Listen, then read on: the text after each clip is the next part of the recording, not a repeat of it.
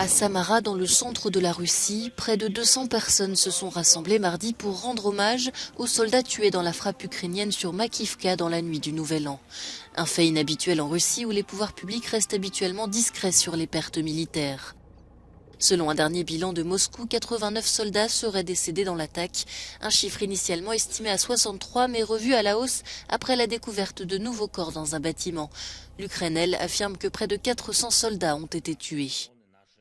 Volodymyr Zelensky a mis en garde ses compatriotes sur une probable riposte de la Russie. Il n'y a aucun doute, les maîtres actuels de la Russie vont jeter tout ce qui leur reste et tous ceux qu'ils peuvent rassembler pour renverser le cours de la guerre. Nous devons faire dérailler ce scénario russe et nous nous y préparons.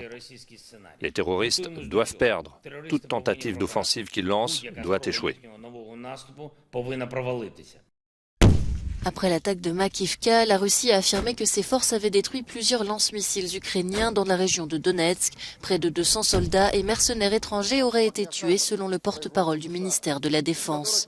Côté ukrainien, le chef de l'état-major affirme que l'armée a jusqu'à présent libéré 40% des territoires occupés depuis le 24 février.